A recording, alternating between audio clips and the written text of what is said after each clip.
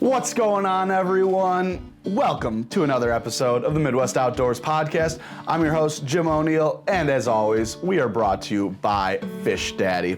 And ice fishing season is coming up, so make sure you check out all the Fish Daddy options this year. Now, guys, we have a huge show for you. Of course, it is part 2 of our hunting update, and I'll stop right now and tell you guys, it looks like I'm not gonna get a deer this year.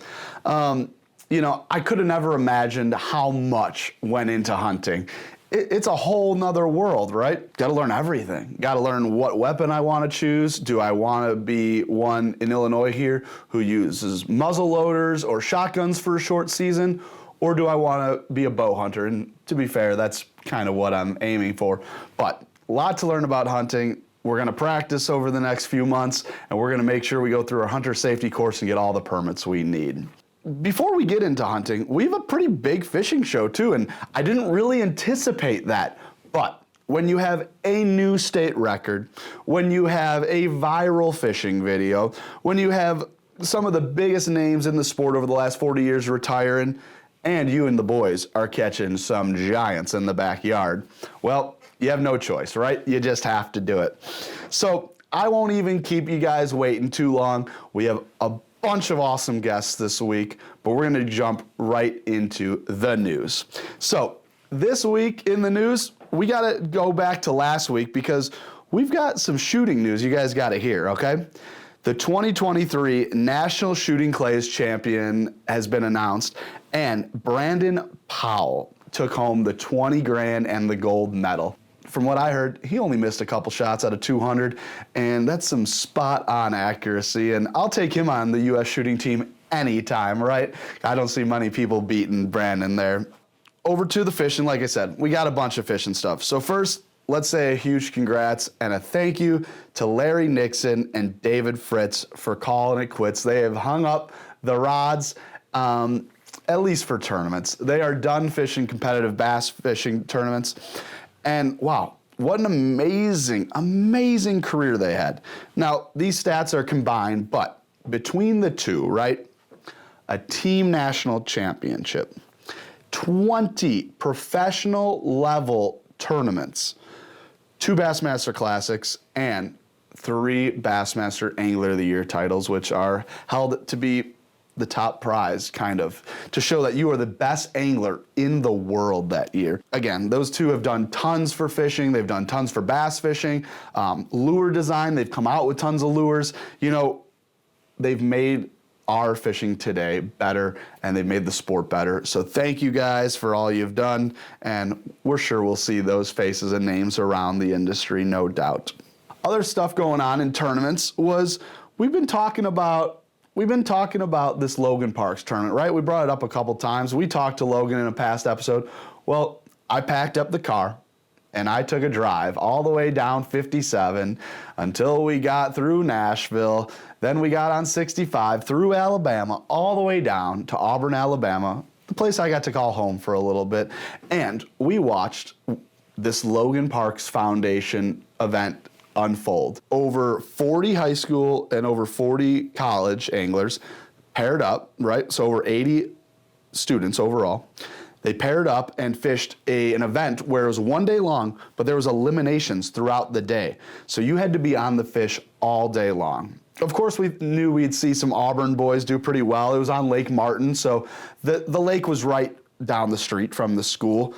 But it was really cool to see the high school anglers, right? Because the high school anglers got to fish with college kids that they normally don't, some that they look up to. First thing to note, this was not a keeper tournament, right? They did not keep for 5 bass at the end of the event. Every fish was weighed, it automatically went to the internet and was registered. So, long story short, long day went through, and there only could be one winning team. And we got him. So congratulations to Brooks Anderson and Rooksby Gordon on the first place championship. And they took home $15,000 with that. And, you know, the top 10 all got prizes. Everyone that was at the event went home happy. They got to catch a lot of fish, awesome amenities, got tours of the football stadium. and got to bring home some sweet prizes and scholarship money. So congrats to everyone that was part of that. Logan, thanks for having us down. We had a great time. I had a long trip home from Auburn. We drove, and I'm gonna have some fishing reports from that. But before we get into those fishing reports, I kept getting texts, right, about some video that's blowing up the bass fishing internet world, and it was about the struggles of being a professional angler. So Jacob Foutz came out with this video about the struggles of being a tournament bass fisherman.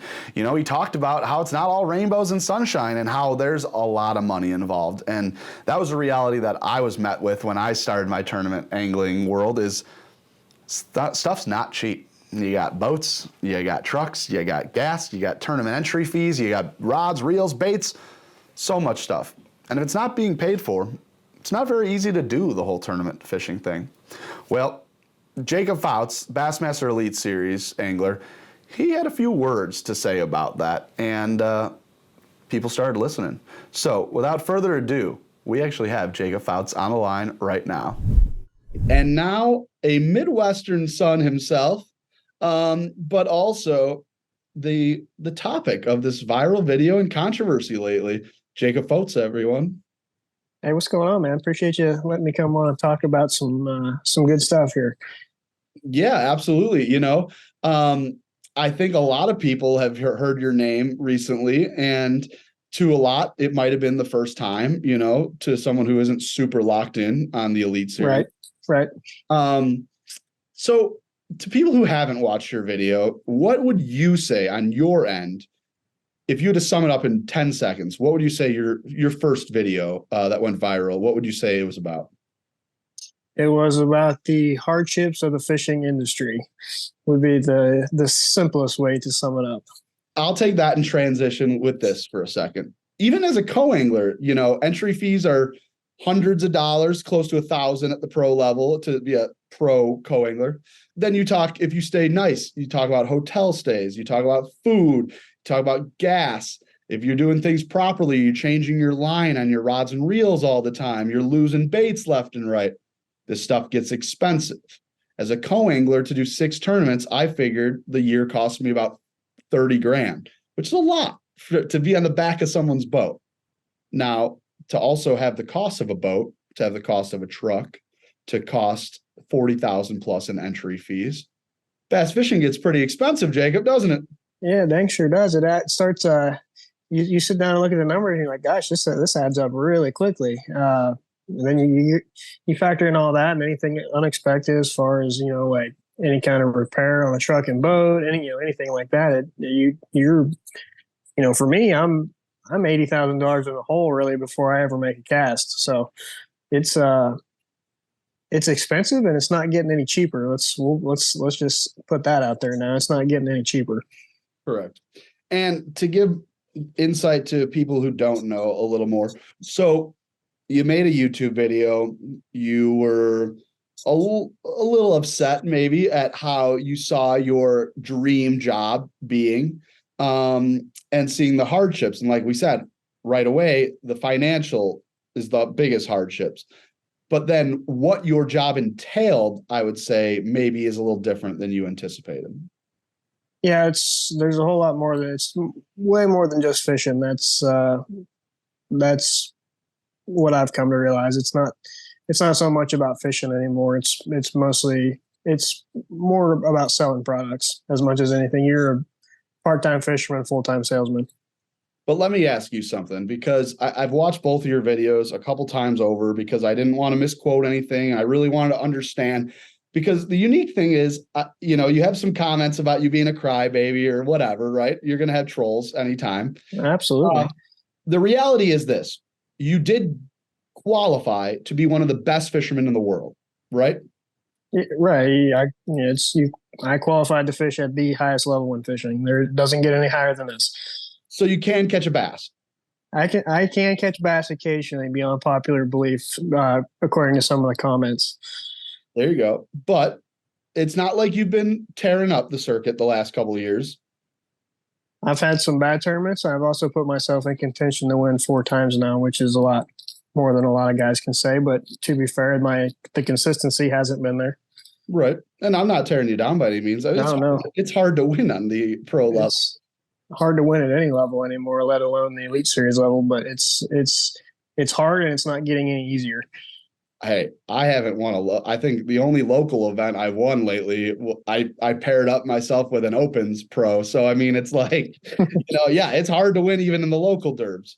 But that being said, right, you fish college like a lot of us do nowadays. You did the right steps to get there. You're there, and it's a struggle. But isn't at the end of the day, right, there are two things. You either have to be one of the best and catch them unlike anything else, or two, hasn't it always been about selling stuff? Hasn't it always been about being a face of a company?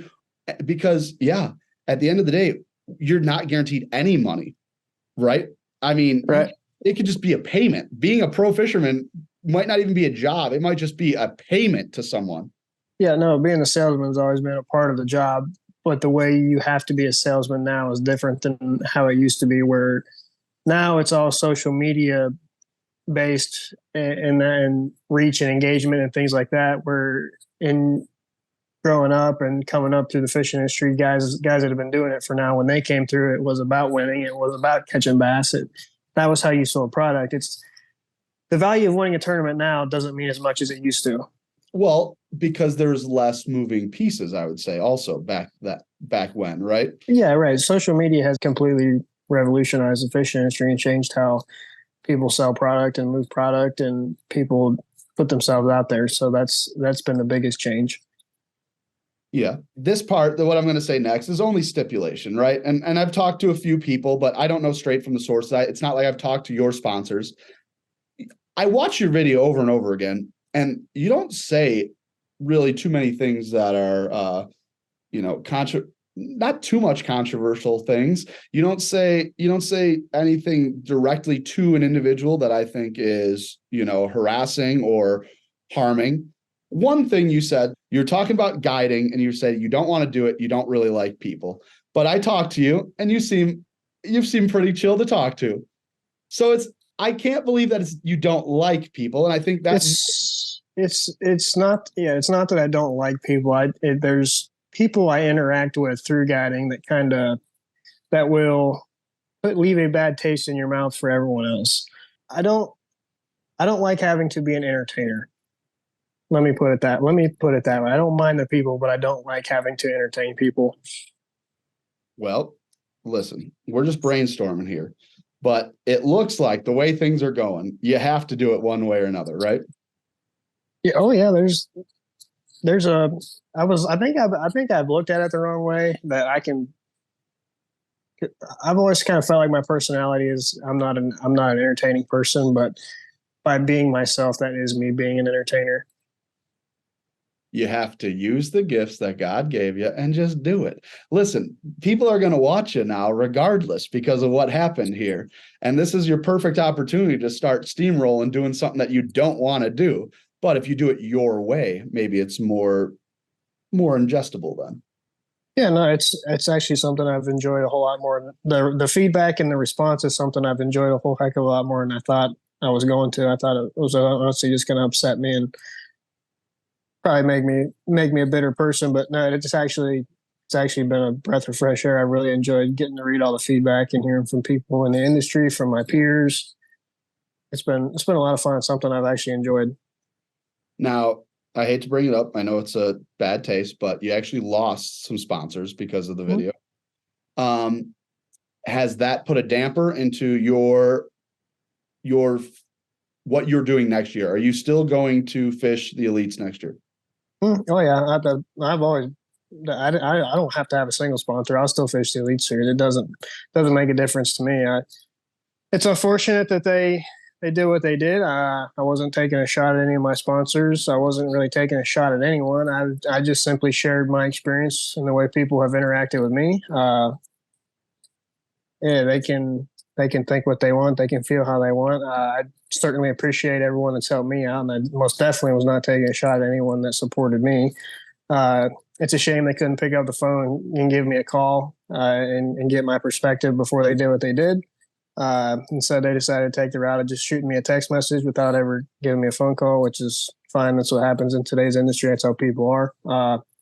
So big deal. Love the Elite Series more than anything in the world. I'm never going to give it up. I'll either be forced out or yeah, they're going to have to force me out to get me to quit. So, well, listen, you ain't going nowhere. We want our Midwestern guys fishing the Elite Series. We want them doing their stuff. But all right, listen, we're going to wrap this up in a minute, but long story short, you're just speaking your mind. And you just want to be known as a bass fisherman. You don't want to be known as someone who can dance on TikTok and be a fisherman. I'm not hey, I ain't no dancer. I just want to catch some bass. But I've realized that people enjoy hearing everything about that goes into catching bass at the highest level. So I think I'm gonna use this as an opportunity to help people and just share my experiences and share a side of the industry that people don't get to see, the financial aspect, and see what it's actually like, so that maybe I can help a kid I was in their shoes 5-6 years ago as a college kid or high school kid. I can share my experience, and then they can learn from me so that they can set themselves up better coming up, unlike me, who's got myself in this position now. So that's the plan. I have a feeling you'll be at the Classic one way or another this upcoming year. So maybe we'll get you in a dancing video. You know, I'll try to get you, teach you some moves. You know, the sponsors might like that a lot. I can hit the gritty. That's about it. Okay, I'm just so you know, that's getting put in the notes. All right, so listen, here's a tryout video. All right, we're gonna prove to all the haters, all the sponsors that don't think you can make a promotional video. You're on Midwest Outdoors right now, and we need a fishing tip for November bass fishing in the Midwest. Go. Oh gosh, you put me on the spot here. Man, just pick up a topwater and get down the bank, and there ain't nothing better than catching them on top. There's not a better time of the year, in my opinion, than November. Water temp's cooling down. Pick up a topwater, go get your arm broke off, and have a big time. And as for the boys up in Minnesota and the UP Michigan, where in late November there's already ice on the water, doesn't exactly apply to you guys. Hey, but as long as there ain't hard water, they'll bite it.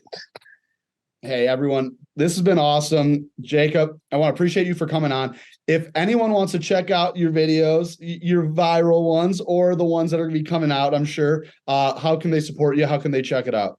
Yeah, no, they can check out my socials. It's Jacob Foutz Fishing across the board, YouTube, Instagram, Facebook. If I'm there, I'm going to have some stuff coming down the pipe here. I've been laid up on the couch for the last week, basically with COVID. So it's been nice to be feeling back to myself here. It's nasty and raining here today. That's why I'm not out on the water today. But looking forward to getting back out there and shooting some more content and sharing my experience some more with people. So tune in. It's going to be some good stuff. Hope you guys will enjoy it as much as I have.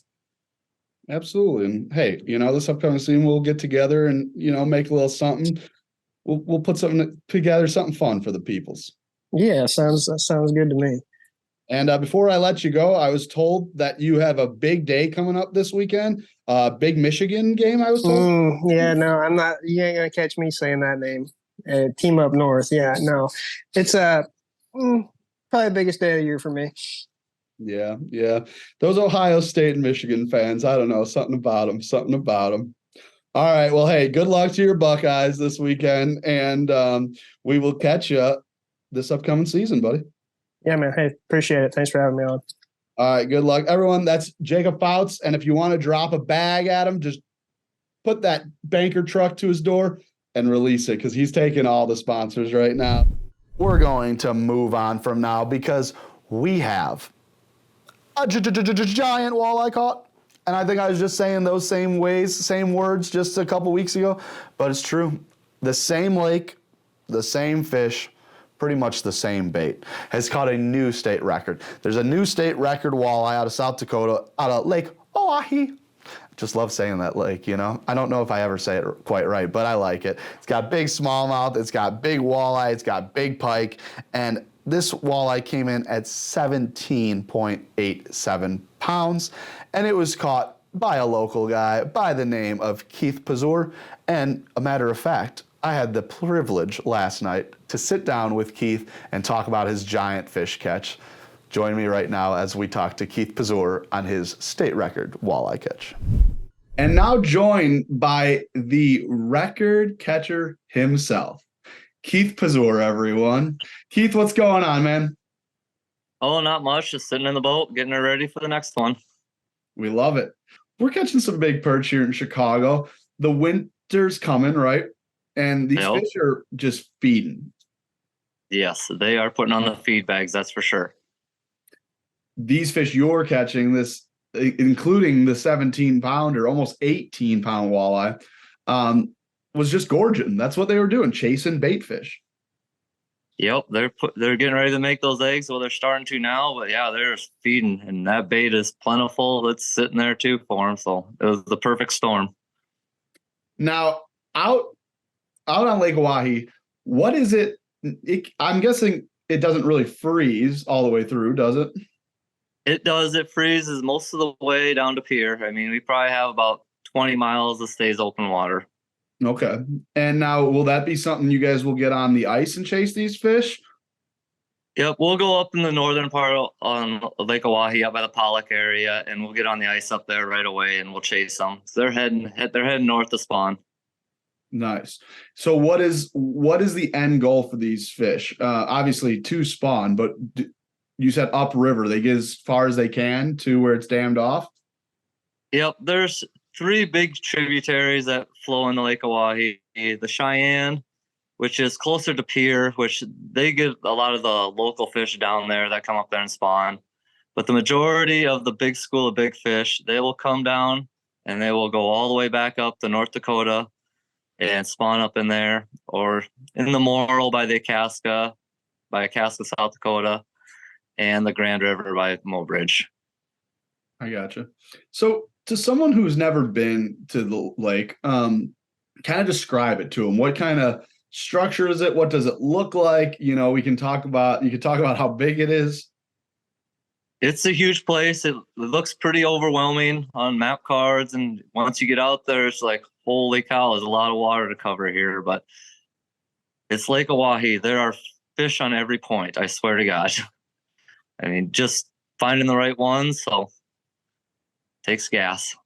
Yeah, absolutely. Tons of driving. I mean, nowadays, I feel like anglers have such an advantage with technology to try to find these fish on these big bodies of water, Yeah, absolutely. The map cards nowadays and the down imaging, side imaging, I couldn't live without it.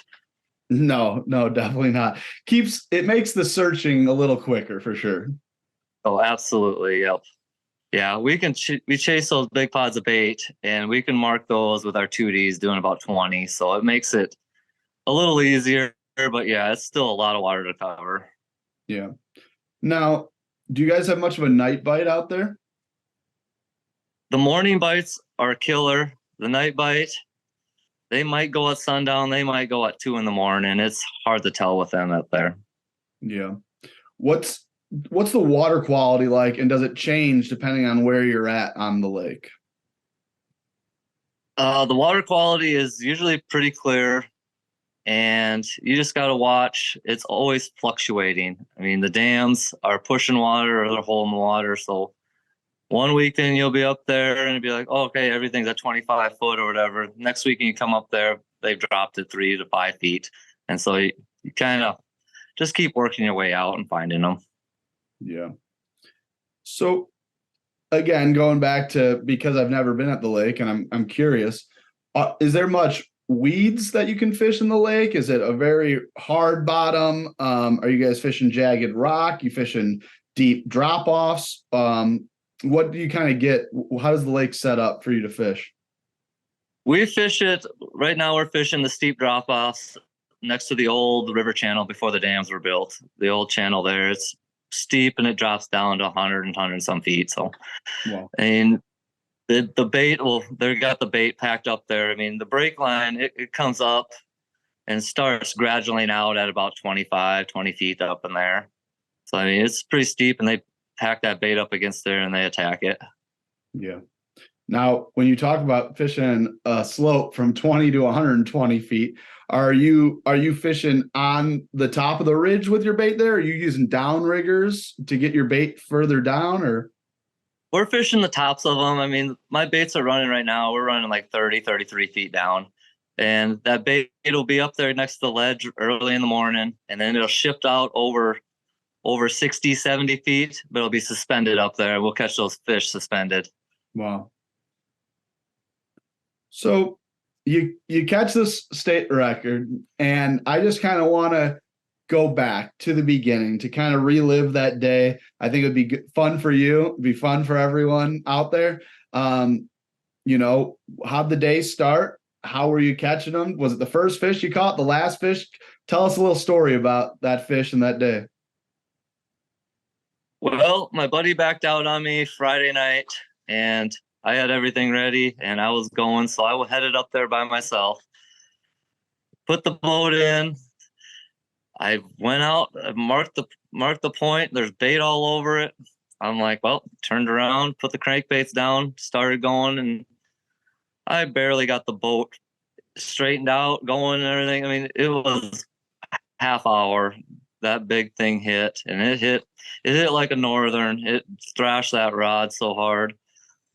She settled down and brought her in, and I'm running snap weights because I like to watch it on my live sonar out the back. We keep an eye on that stuff pretty close. I mean, it's amazing how long a fish will follow that crankbait. If that crankbait's just sitting there doing the same thing, I mean, just one little twitch of your line on your rod or something, it triggers that strike.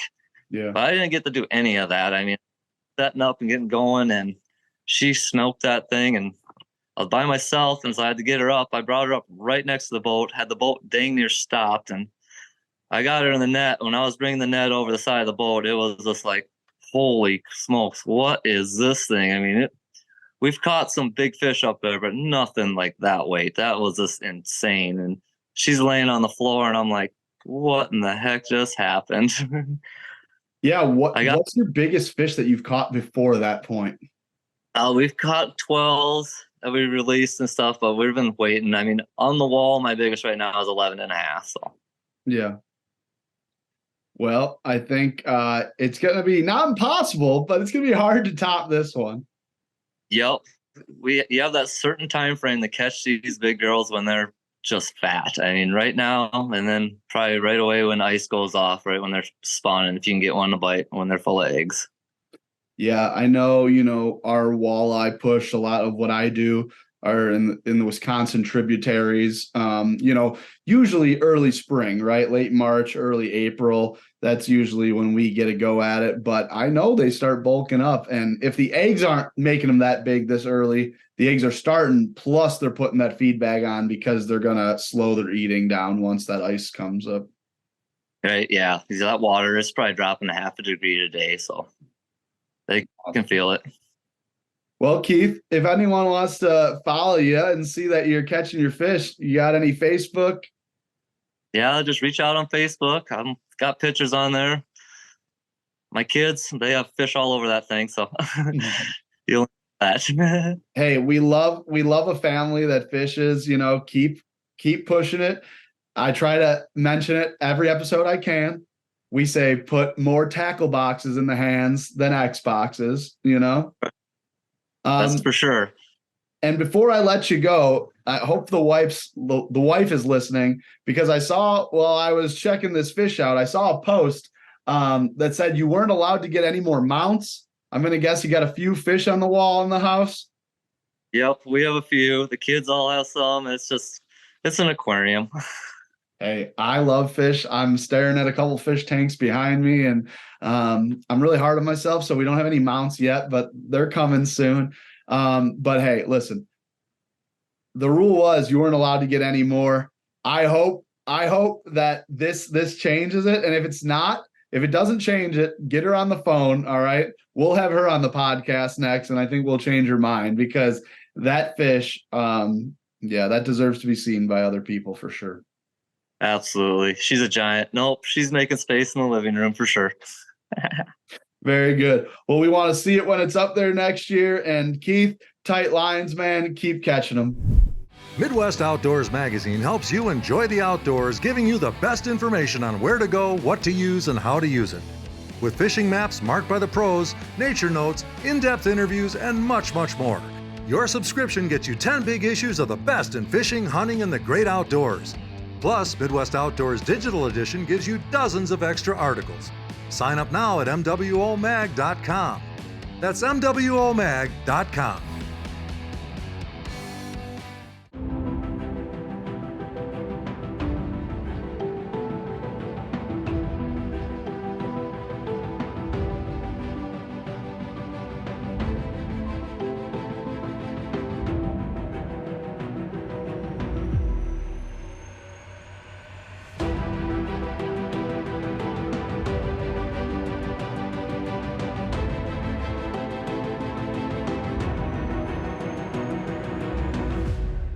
All right, everyone. Well, that was Keith Pazur. And hey, Keith, keep catching biggins.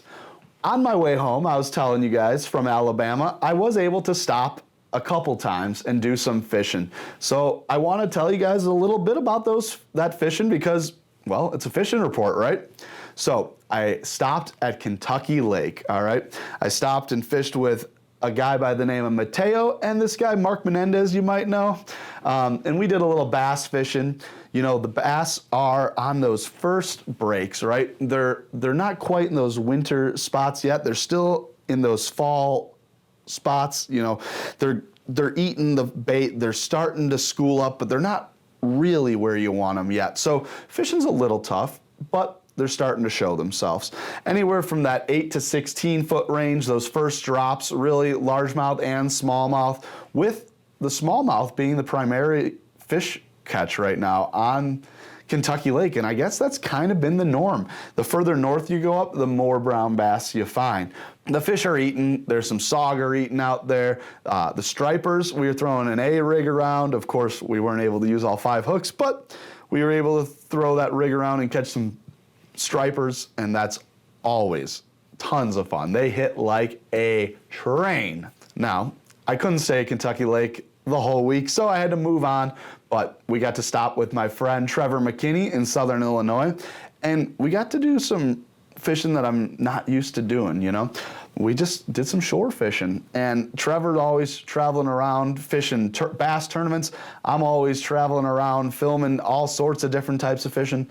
It was nice for 2 buddies just to get together and do some simple fishing. You know, we were working on roadside ditches, any type of flooding water, any type of runoff water that was connected to main lakes. So, you know, you have Rend Lake, I would say, is the biggest one I can help with you guys to understand. Rend or Clinton, these lakes have it's big body of water, right?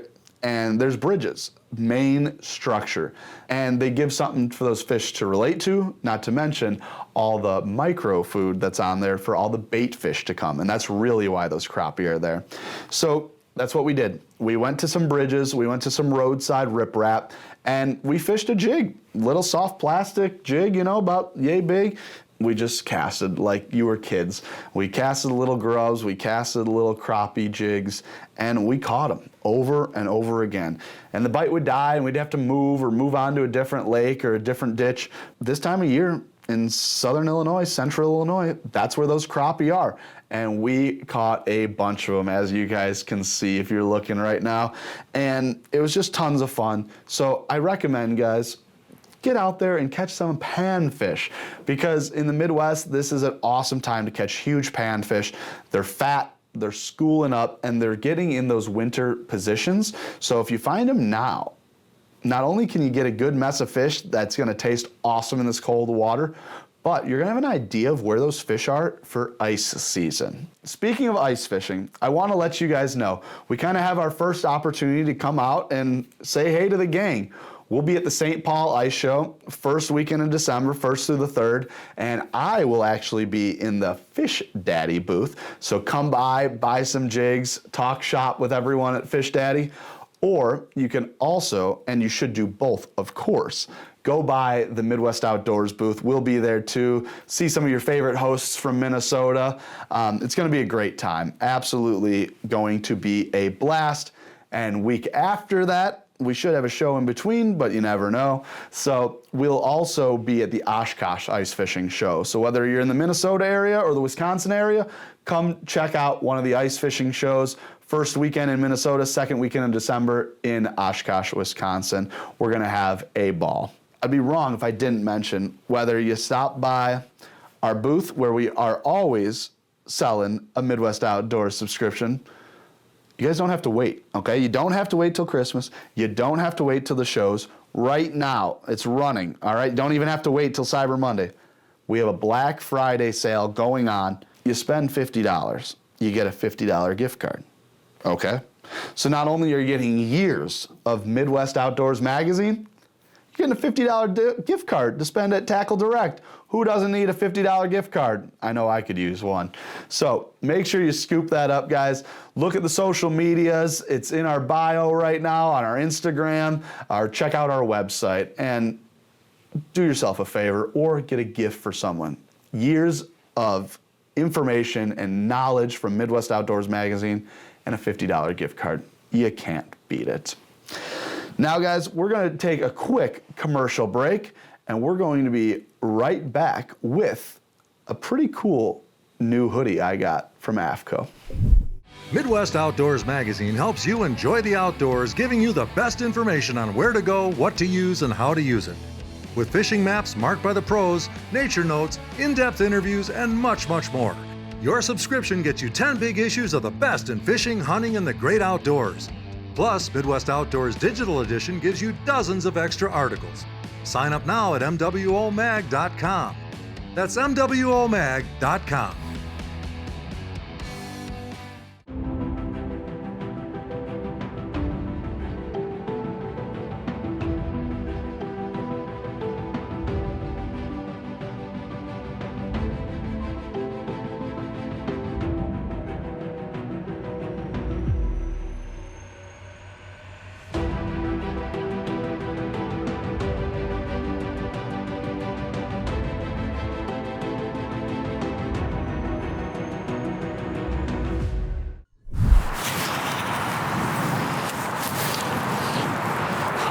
You never know what kind of weather you're gonna get here in the Midwest. We're here in late November. It's sleeting, it's cold, but I'm feeling good in my AFCO Reaper sweatshirt. The beautiful thing about this sweatshirt, it's form-fitting and it feels good. It's laser cut. It has quiet and smooth opening zippers. It's got a venting zipper on the side to allow bigger clothing if I want to layer up or if I just want to let some air in and cool off. It's got a great hood. It's got an integrated face mask and neck warmer. And more importantly, it is completely water resistant. I can stand out here in the sleet or rain for hours without feeling any of that moisture. For a lightweight hoodie that, not to mention, looks sharp, it's pretty good. Time to get back to fishing.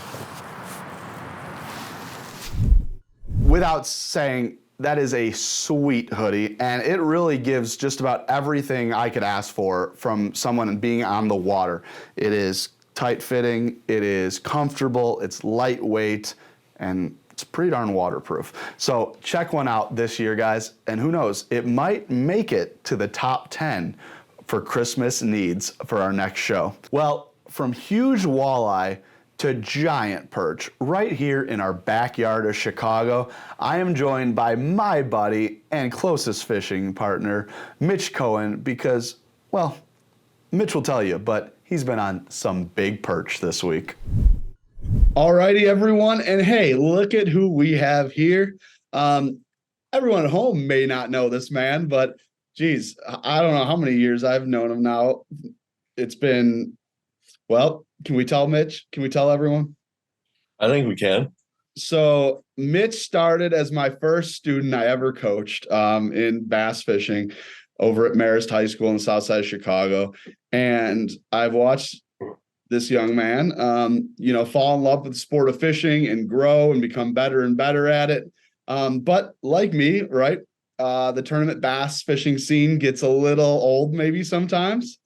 And you start venturing out and doing different things. And we've kept our love for the bass, over years and years. But there's one thing that you love more than anything, and I have a very special place for it in my heart too, and that is these yellow bandits, these lake perch of Lake Michigan. Yes, sir. Yes, sir.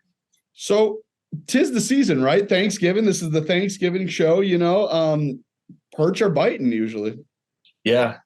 There's it's very well known that on Thanksgiving everybody goes out for the perch, but we try to get them early and later than everybody else. Yeah, electronics have changed the game a bit on how you can look for these perch. Since my father, who's in his 60s now, he's been talking about how people have been going to Navy Pier and the harbors for perch forever. Mm-hmm. And there was once upon a time where our harbors had so many perch, they talked about even throwing dip nets or M80s in there, and you would just get a bunch of perch at once. Yeah. Obviously, rules and regulations, right? Things change. But we have a fishery that is changing, that is getting better every single year. Lake Winnebago is getting bigger perch now. Up in Minnesota, Red Lake and Mille Lacs, Lake of the Woods, the perch are getting bigger.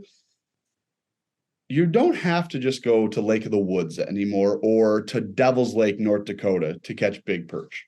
No, they're all over now. Anywhere in Lake Michigan, they have them. Honestly, Sturgeon Bay on the Michigan side, Green Bay has tons, So correct. You do not have to go all over the place anymore. In fact, Mitch, I know there's some things pending right now, so we're not going to get into it too much. But we're going to let the folks at home see. If you guys are watching the YouTube video right now, look at this perch that was caught this week by our buddy Mitch here. And it's a freak. It is. It's a little freak. It's a little freak. And I know something about little freaks. And it brings me back to about 3 years ago. We were fishing over there in Steelworkers Park area, which, again, check your rules and regulations because every year it seems like they're changing what you can fish from shore, what you can't, where you can fish on boat, where you can't. But we caught a couple 14 inchers a couple of years ago. And, those are huge perch, especially when they fill in and have a belly on them. But it's hard to find those. They come and they go and you don't see them a whole lot. And then all of a sudden this year, now what? We've got in 3 trips, we got about 7 over 14, including one over 15 now. Yeah. It's the third one of my life that I caught over 15, but this one's been the biggest. This one is the biggest. And I mean, they have plenty of water in Lake Michigan. They have plenty of food. It's just about finding them. Yeah. It's finding the bait fish. Then you got to find the perch under them. Absolutely. How it goes. Absolutely. And, I realized something that you find the bait and you can almost always find the perch. Now, it might not be the size you want, but you're going to find some perch, especially this time of year. You find that water under 50 degrees. It gets fun. Yeah, it gets good. Any temperature under 50 degrees is when they really start biting.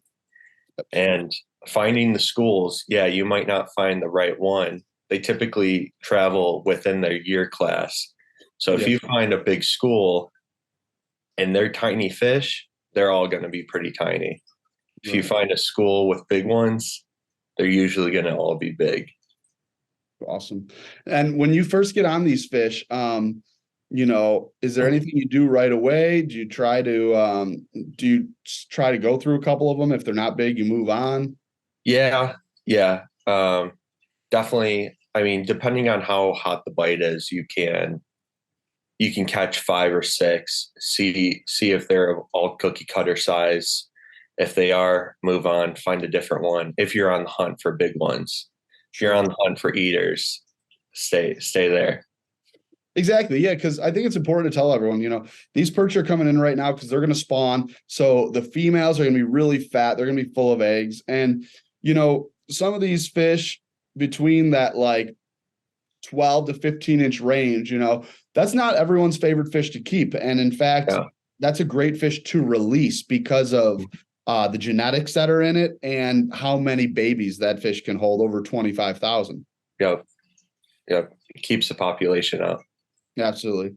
Now, I won't give too much details away, but I was able to hop on the boat with you this week again, you know, and do a tradition we've always done in fish. But you've done something for years that's a little different. And I know the window's very short, and that's why we can talk about it here. It's already over pretty much at this point, but it is. You fish with artificials before you start using live bait for these fish.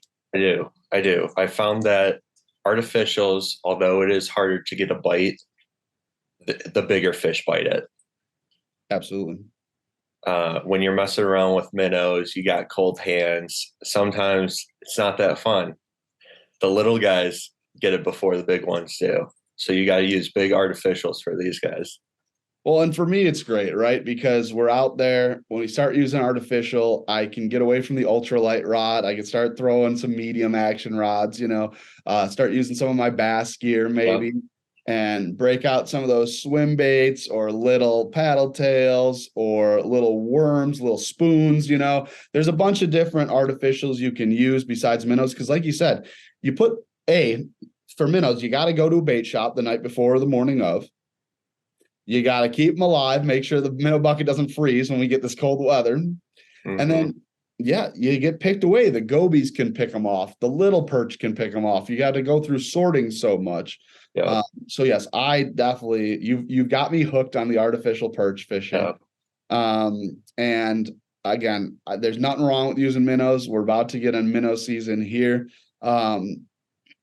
But definitely something everyone should try, especially early in the year. And once that ice goes away in the spring, if those perch decide to stick around still. Mm-hmm. Yeah, it's different coming from bass, you know, using all artificials during tournaments. It's that same feeling of accomplishment when you catch them on an artificial over live bait where you just sit. Yeah, it's more rewarding. You know, I've always said that. It's like, you get to cover more water, okay? And I've always said, find the aggressive fish. It doesn't matter what species of fish you're chasing. Somewhere there is a fish that is aggressive, that's on the feed, that will eat. And that's the kind of fish you need to put that artificial in front of. It is. And you're going to get some bigger bites, and you're just not going to deal with the mess of. You're not. Well, Mitch, I appreciate you joining us today. If anyone wants to check out your fishing, look at your pictures or anything, where should they check you out at? Look me up on Instagram, Mitch Cohan, and you'll see all the trophy fish on there. You'll see the trophies. You might see this ugly mug on there. You know, there's a couple occasionally. Yeah, there's a couple. So, hey, Mitch, again, thank you, man. Hey, keep catching them and have a happy Thanksgiving, Mitch. Yeah, you too. I'll see you on Thanksgiving. We're going perching. Oh, we're going perching. We're going perching. We'll update you next podcast on how our perching went. Midwest Outdoors Magazine helps you enjoy the outdoors, giving you the best information on where to go, what to use, and how to use it. With fishing maps marked by the pros, nature notes, in-depth interviews, and much, much more. Your subscription gets you 10 big issues of the best in fishing, hunting, and the great outdoors. Plus, Midwest Outdoors Digital Edition gives you dozens of extra articles. Sign up now at mwomag.com. That's mwomag.com.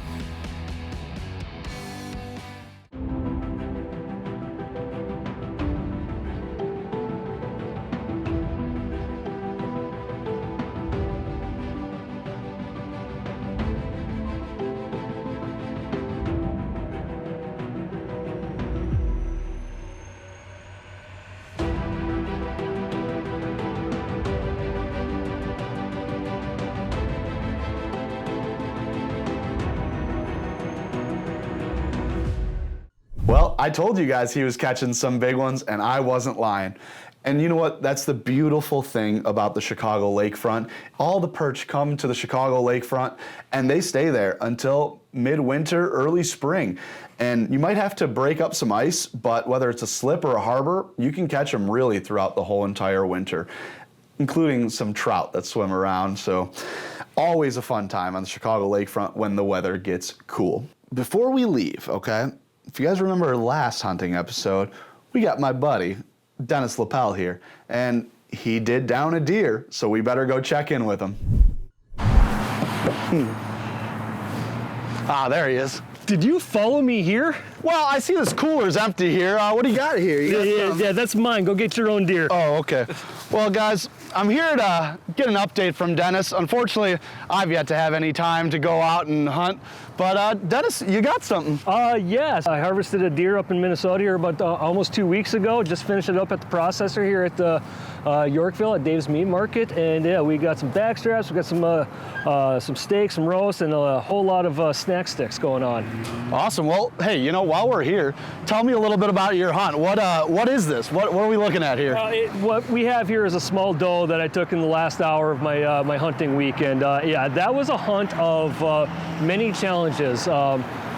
Kind of, rough. I thought I had access, and I didn't have access, and then I had access to the property that I normally hunt. Turned out somebody else was hunting there, so yeah, we just had to kind of work around each other.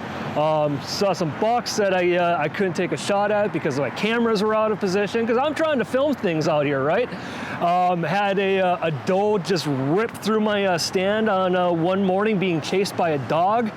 And then the dog hung around me for like almost 2 hours, would not go home. So yeah, it was a very interesting couple days. But hey, you still got one. Yeah, still got one. Like I said, last hour, you gotta let those arrows fly sometimes. Absolutely. Gun season was starting the next day, so I didn't have a gun tag, so let's wrap up this hunt and at least come home with a little bit of meat. Absolutely. And what are you have? Let me see. You got about 40 pounds, 50 pounds. Yeah, not too bad. So what are you gonna do with this? Well, the snack sticks, I'll munch on those all season long, and then the steaks, the back straps. Special occasions, we'll throw them on the grill, or we've got some company over and we'll have a good time. Have some tasty venison. Awesome. Well, guys, this is just one of the few things you could do with your deer when you get done with it. And we're going to talk about a few others. But Dennis, I want to thanks for the update. Good job on harvesting one. Go get your own. You're not getting any of mine. All right. Well, I guess back to the stand we go. All right, everyone. Well, hey, that's about it. Another episode of the Midwest Outdoors podcast is coming to an end. But first, I want to say a special thanks to all of my guests this week. It is Thanksgiving week. I want to say thanks to all of the viewership. I want to say thanks to my friends and family that have been supporting me on this mission. I want to thank everyone at Midwest Outdoors for making this podcast possible. So from everyone at Midwest Outdoors and Fish Daddy, happy Thanksgiving, happy holidays. Make sure to check out the Midwest Outdoors calendar of events, because we do have all of our shows going on, all of our sports shows. Come see us in a town near you, and we will see you guys on the next episode of the Midwest Outdoors podcast.